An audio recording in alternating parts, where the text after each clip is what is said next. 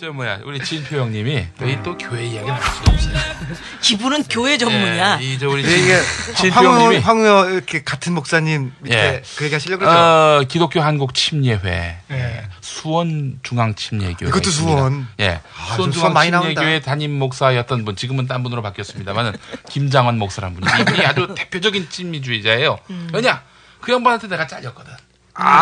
극동방송 사장이잖아. 그 양반이. 그러면 김용민 씨는 반미요? 아니 그런 거 아니에요. 저는 미국 좋아해. 한 번도 가본 적은 없지만. 나도 반미 아니야. 네, 그러니까 여기는 맛이 없어서 무미해 무미. 그리고 하버드에서 그렇게 공부를 가르쳐주고 그랬으면 고맙게 생각을 하시지. 근데 진짜 침이 맞아요. 이 양반은. 돈 많이 냈어요. 아니 미국을 돈은 내고 다녔구나. 미국 정치인들을 미워할 수는 있어도 미국을 미워할 이유는 없지 사실은. 예. 네. 자 그런데 하여간 이 친미주의자예요 이분이 확실한. 얼마나 친미면 친미야. 대단한 친미주의자고 뭐 미국의 네오콘과도 굉장히 연관돼 있고 얼마 전에 부시가 와서 간증 집회했잖아. 우리 저 장환이 형님이 부른 거야. 그것도 부시 집회 이름이 뭐냐면 평화 집회였어. 아니 전쟁을 일으키는 게 부시 형님이 평화하고 두드러기 달려 그래. 아니 그때 하여간 그런데 그 교회의 장로가 바로 진표 형님이에요. 진표 형님이고 그 교회의 성가대원이 남경필 집사, 그때 외교통상통일위원회 위원장. 아니 그냥 남경필 의원은 성가 대원이에요? 성가 대장도 아니고? 대원. 성가대. 아니 성가대 대장도 아니고 지금? 왜 대장은 지휘하는 별거 없어. 사람이 그때 밥 사는 거 말고는 뭐 아니 그리고 진표 형님 그 책을 보면요. 그 양반이 뭐 자기 자서전 비슷하긴 했는데 하나 있어요. 그 내용이 그런 게 있어요. 언제부터 형님으로 모셨어? 조금 전부터. 예. 이 양반이 이러니까 이분이 못 들은 거야. 이 양반이 그 자기 책에다가 나 말할래 그래도 자기 책에다가 그래서 참여정부 초기에 이제 노무현 정부한테 이게 그 우리가 친미를 해야 된다. 이 미국이 이 반미하는 나라를 어떤 식으로 이렇게 30-40개 나라를 아작을 냈는지 자기가 다 설명해서 보고서까지 만들어줬다. 그러면서 노무현 정부의 친미를 유도했다. 뭐 이런 식의 표현을 그냥 쓰거든요. 이런 양반이 지금 여기 민주당의 원내 대표라고 있는 사람이야. 어쩌겠어요. 그 사람도 다 투표해서 그 자리에 간 그리고 거예요. 아까 이야기했지만 자기가 사실은 부동산 정책 실패해갖고 집값이 뛰었다고요. 또 그 양반 때 그 등록금이 팍팍 뛰었잖아요. 또. 등록금도 그 양반이 분당에 학원 넣자고 한 사람도 그 사람이에요. 교육부 장관. 말 좀 끝내자고. 근데 하여튼 그러고도 자기 책에 또 뭐라 그러냐면 부동산 정책 실패가 노무현 정부의 몰락을 갖고 왔다. 이런 식으로 이야기한다고요. 자기가 그다 그 정권이면서 아니 자기 얼굴에 침 뱉는 건지도 몰라. IQ가 낮아 보이지는 않는데. 유체 이탈이 또 그분에게도 이제. 아니 IQ가 너무 높으면 또 그런 일이 벌어져요. 이거 나 진짜 이러다 버럭대인 되겠어. 어찌됐건 이 국회의원이나 높은 자리에 있는 분들은 정말 그분들이 공부를 많이 하셔야 돼. 아니면 착해지거나. 아니 그래서 정말 이게 진짜 내가 한 10년, 20년 또는 100년, 200년 뒤에 내가 이게 우리 후손들을 위해서 정말 이게 내가 잘했구나 이렇게 칭찬받을 일들을 하셔야 되는 거야. 그러니까 아니 우리는 그런 대통령을 잘 못 모셔봤어요. 앞으로라도 그런 사람이 있으면 참 좋겠네요. 곧 나오겠죠. 하여간 제가 요번에 이 사건 보면서 한 가지 불만인 거는 민주통합당 지도부들이 이제 그 경선할 때는 대부분의 사람들이 론스타 문제는 풀겠다. 그다음에 경제민주하겠다라는 건 다 내세웠거든요. 근데 금융이나 금감원 통과시킬 것 같다라고. 그러니까 일주일 전에 알았어요. 저희도 대충 들었는데 민주통합당에 이를테면 조금 관련되어 있는 그러니까 정무위에서 이걸 하거든요. 정무위 의원들 조금 움직이는 것 외에는 지도부가 움직이질 않더라고요. 근데 만약 그쪽에 조금만 더 이렇게 적극적으로 나서고 그랬으면은 이렇게 금방 통과 못 시켰을 것 같거든요. 아니 뭐 지도부가 움직이지 않은 사실을 우리가 몰라서 그렇습니까? 늘 얘기하는 우리 선들이 진표 형님 같은 분들이 있는 거지. 원내대표께서 난 진짜 아무 생각이 없었어. 김진표 선생에 대해서. 근데 얘기를 자꾸 듣다 보니까 그리고 내가 이제 이 우리 꼽사리달 하면서 공부를 또 해야 되잖아. 네. 이게 또 공부 없이는 안 되는 프로그램입니다. 그럼요. 이게. 그래 찾아보다 보니까 이분이 말이 틀린 거야. 아까도 얘기했지만 2003년도에는 이분이 말꼬를 터가지고 론스타에 매각할 수 있다라고 얘기를 했단 말이야. 네. 근데 지금 하나은행에 주겠다라고 발표를 하니까 지금 뭐 정개특위에서 논의를 하고 김진표 원내대표가 막 앞에 나서가지고 얘기하는 거잖아. 그러니까 이제 우리 이야기도 사실 좀 통한 것 같아요. 하도 이제 민주당 엑스맨 김진표 이러니까 이 양반이 최근에 많이 쫄아서 나름대로는 선대인한테 쫄아. 아니 나름대로는 센 이야기도 하는 척하는 것 같아요. 근데 이 보세요. FTA도 사실 김진표 같은 경우는 해야 된다라고 그렇게 막 그 세게 몰아붙였고 뭐 법인세 감세 이야기 자기 경제부총리 때 해야 된다라고 막 이야기했던 사람이고 그런 식으로 경제민주화에 역행하는 걸 계속 다 쏟아냈어. 그리고 와서 이제는 민심에 변화가 있으니까 그게 막 편승해서 뭐 열심히 하는 것처럼 막 한다고. 아니 열심히 하는 것처럼이 아니고 네. 이분은 뭐냐면 지난번에 우리 얘기했듯이 국정조사를 하자 거기서 론스타 문제를 싹 제외했잖아. 네. 아니 그러니까 제가 말씀드린 건 말로만 약간 뭐 그러다가 이분의 또 특징은 민주당 원내 의원들한테 하는 이야기는 약간 그럴듯하게 해. 그러다가 편이 약간 다른데 한나라당하고 협상장 이런 데 들어가면 또 한미 FTA도 그때 합의서 써주고 그랬잖아요.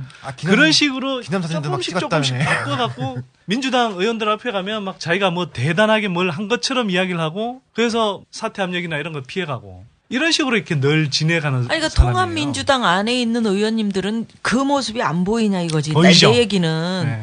왜냐하면 론스타를 국정조사나 감사나 제외하자. 뭐 특검이나 아무거나 걸어놓고선 있으면은 금융위가 금방 판단을 못 내릴 거 아니야. 다른 자체가 움직이니까. 그렇게 해서 한 4월까지 시간을 끌면은 총선 아니에요.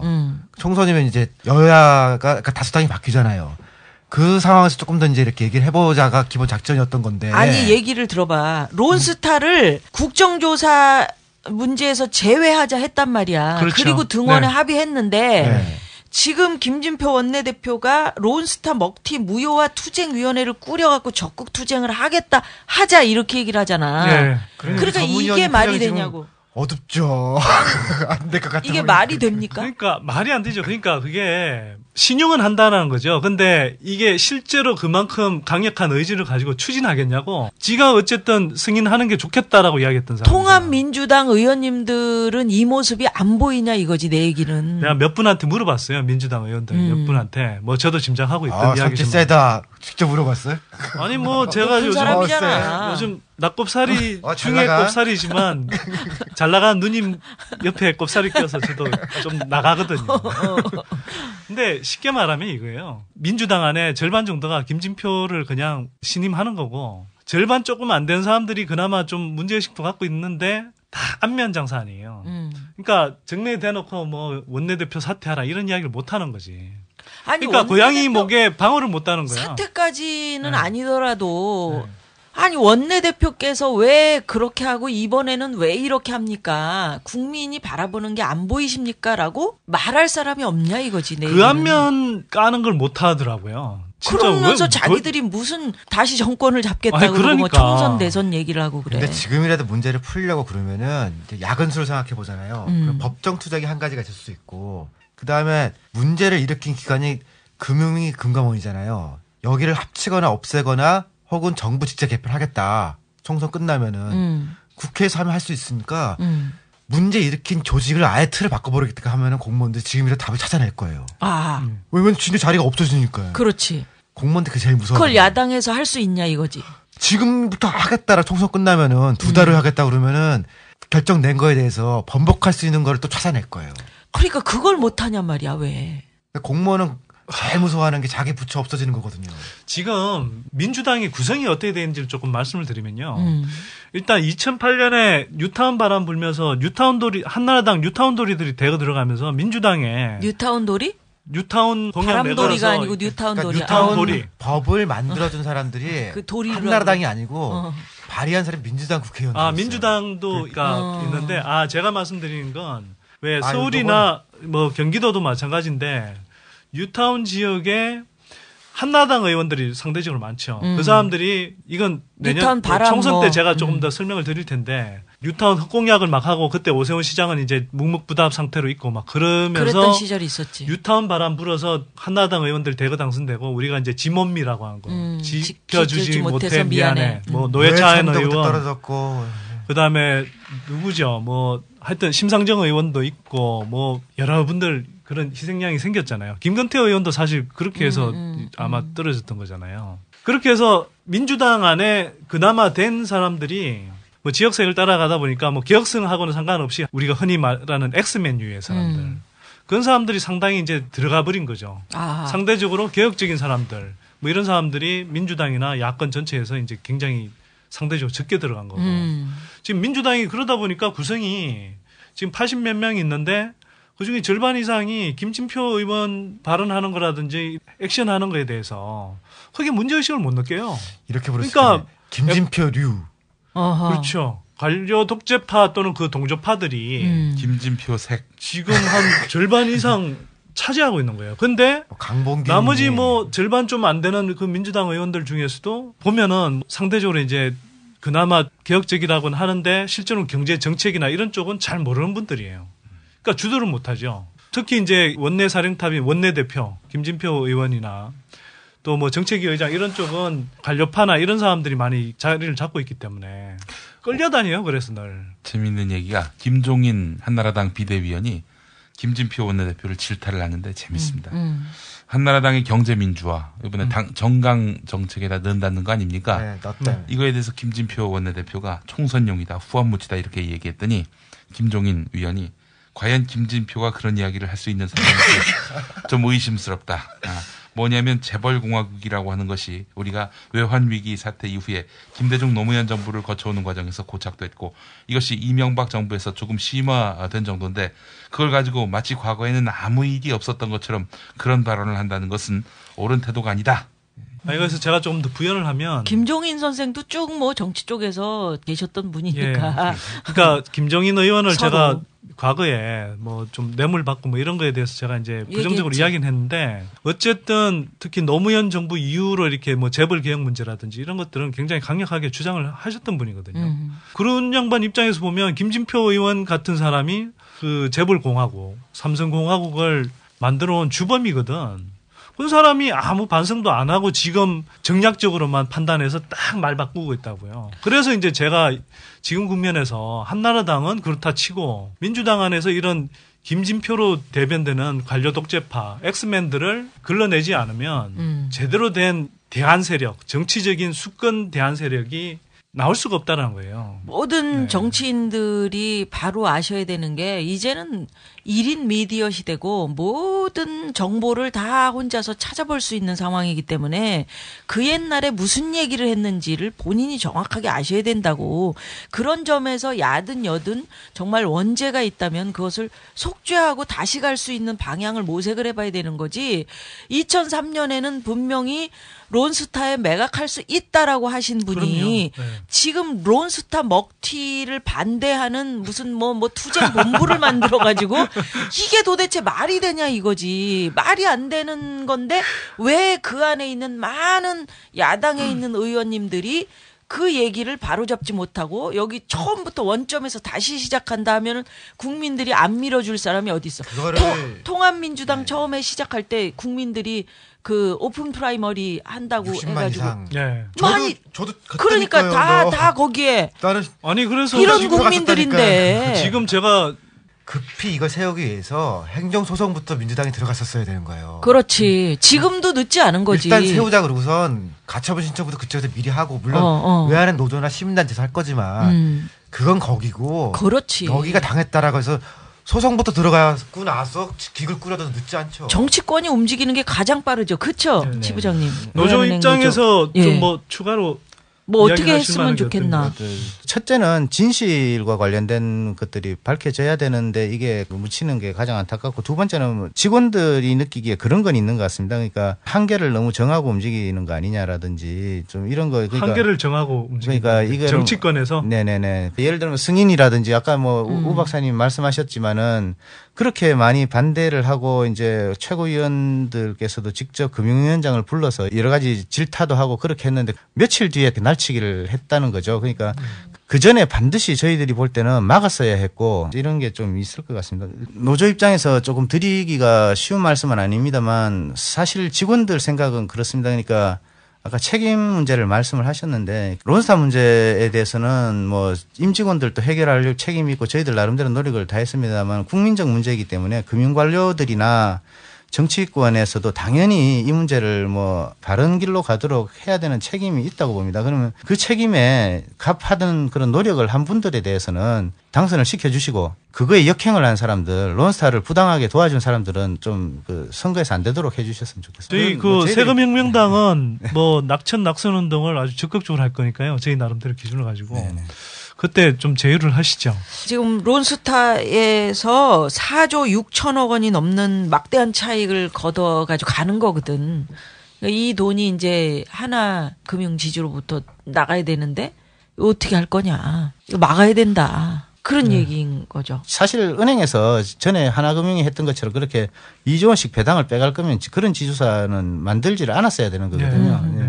그런 아무 노력도 없이 가만히 있다가 2조 원씩 4조 6천억 원만 넘게 저게 은행이 위험해집니다. 그렇게 되면 그런 게 자꾸 되다 보면 은행이 위험해지니까 맞지를 않는. 그 배당. 그러니까 이분이 못 들은 거야. 이 양반이 그 자기 책에다가 나 말할래 그래도. 자기 책에다가 그래서 참여정부 초기에 이제 노무현 정부한테 이게 그 우리가 친밀을 해야 된다. 이 미국이 이 반미하는 나라를 어떤 식으로 이렇게 3, 40개 나라를 아작을 냈는지 자기가 다 설명해서 보고서까지 만들어줬다. 그러면서 노무현 정부의 친밀을 유도했다. 뭐 이런 식의 표현을 그냥 쓰거든요. 이런 양반이 지금 여기 민주당의 원내 대표라고 있는 사람이야.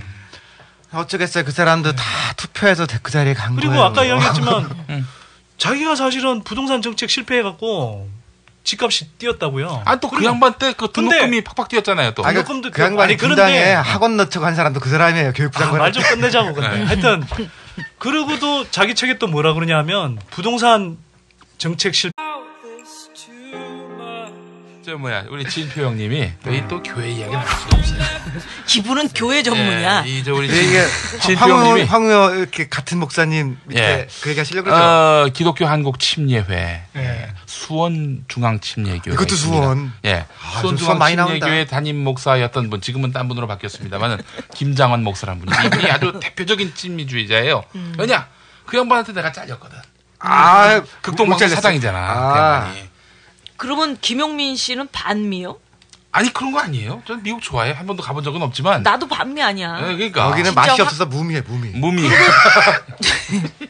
그리고 하버드에서 그렇게 공부를 가르쳐주고 그랬으면 고맙게 생각을 하시지. 진짜 침이 맞아요. 이 양반은. 돈 많이 냈어요. 아니 미국을 돈은 내고 다녔구나. 미국의 정치인들을 미워할 수는 있어도 미국을 미워할 이유는 없지 사실은.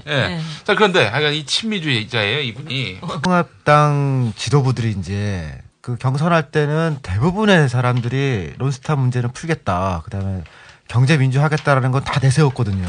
근데 금융이나 금감원 통과시킬 것 같다라고. 그러니까 일주일 전에 알았어요. 저희도 대충 들었는데 민주통합당에 이를테면 조금 관련되어 있는 그러니까 정무위에서 이걸 하거든요. 정무위 의원들 조금 움직이는 것 외에는 지도부가 움직이질 않더라고요. 근데 만약 그쪽 조금만 더 이렇게 적극적으로 나서고 그랬으면은 이렇게 금방 통과 못 시켰을 것 같거든요. 아니 뭐 지도부가 움직이지 않은 사실을 우리가 몰라서 그렇습니까? 늘 얘기하는 우리 선띠리 진표형님 같은 분들이 있는 거지. 원내대표께서 난 진짜 아무 생각이 없었어 김진표 선생에 대해서. 근데 얘기를 자꾸 듣다 보니까 그리고 내가 이제 이 우리 꼽사리달 하면서 공부를 또 해야 되잖아.